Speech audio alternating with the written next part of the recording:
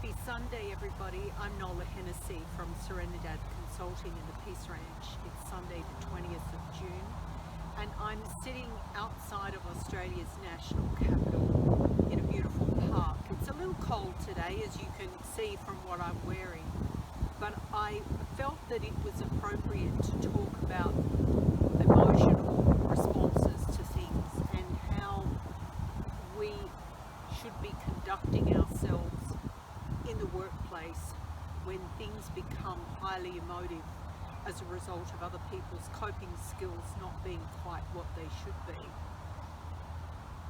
Over the last 3 weeks or so, I've had the opportunity to witness a person who has been in somewhat of a career crisis, and all of us at some point in our lives will get to a point where we think, gosh, you're not quite sure how to handle this situation. And there are always choices that we can make as to how we respond to situations, how we treat other people. Ultimately, how we treat other people is a direct reflection on how we feel about ourselves. And that might not necessarily be something that, you can say, gosh, yes, of course, that's the way it is. Because recognizing one's own emotional response is all about understanding yourself very, very well. When you feel a strong sense of inner peace, then you're able to maintain calm whilst those around you are falling apart. And that's a very admirable place to be. And, I challenge anybody that says nobody can ever be at peace, because that's simply not true.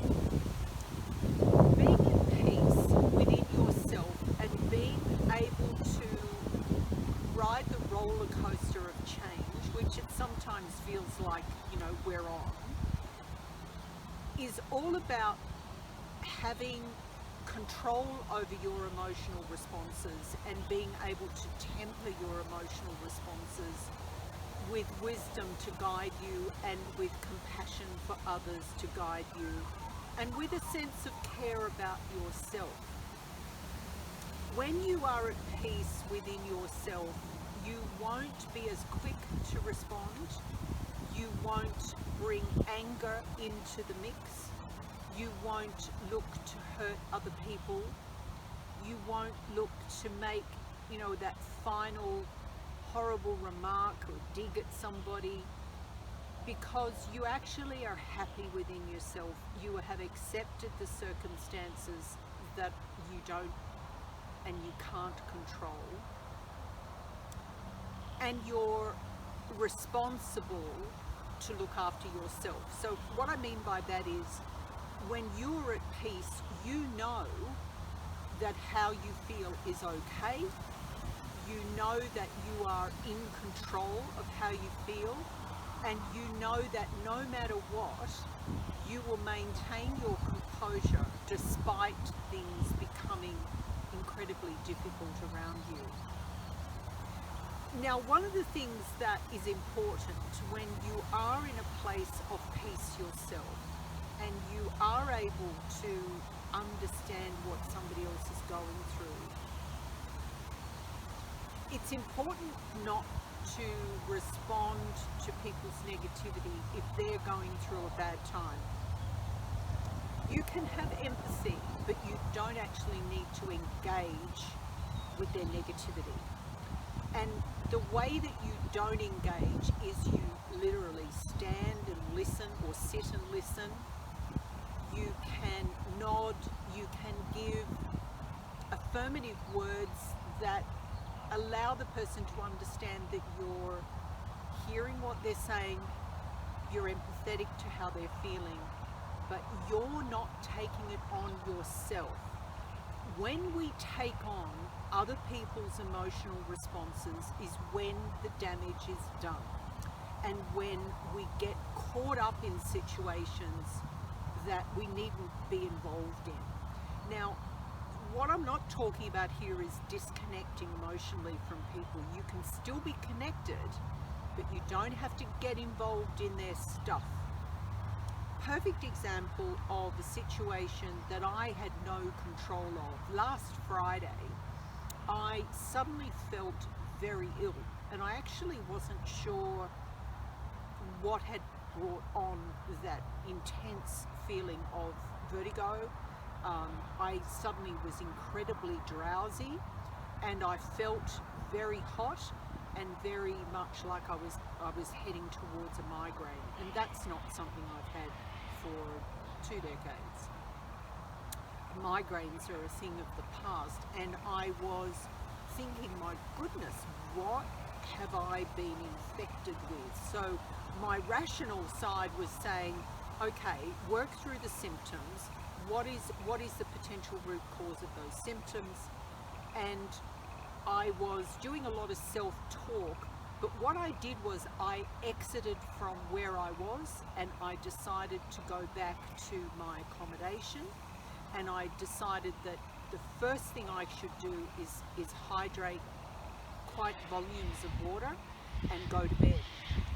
And as a result of that decision, I slept in 2 long stretches for 17 hours. So what my body was saying to me was, you have a sleep deficit, Nola, you need to resolve this. Now, how I feel today is the complete opposite of how I felt just 2 days ago. And I honestly thought, my goodness, I've caught COVID, or I've caught something equally nasty, and I'm going to have to, work through this. But all it took was sleep. Last night I had another 11 hours sleep. So in 2 days I've had 28 hours sleep. That's a phenomenal amount of sleep, but obviously my body was saying, you need to rest, you need to rejuvenate. Please have empathy towards people who are going through stuff that you might think is trivial, but to them it might be monumental. Please don't get involved in other people's stuff unless you absolutely have to and it's unavoidable. If you're their manager or you work for them, yes, you've probably got to be involved, but otherwise just step back a tad and be empathetic at a distance. And if you yourself are not tracking very well emotionally, or as with me on Friday, if you don't feel well, remove yourself from that situation and go and manage your way to a better feeling. There is nothing wrong with taking charge of your own destiny and your own health outcomes. Nothing is more important than your health. You must have your health in order for everything else to fall into place. I hope this week is a great one for you. It's obviously getting very hot in the northern hemisphere. We're getting quite chilly in the southern hemisphere. We roll around these seasons as they come, but we're obviously dealing with extremes and we need to learn to manage them. I hope you've had the opportunity to hear the beautiful birds that have been screeching in the trees around me, and there's also some creatures in the pond behind me as well, a few frogs and a few other things that have been making some sounds. I hope you've had the chance to hear those. Have a great week, folks. Bye for now. See you next weekend.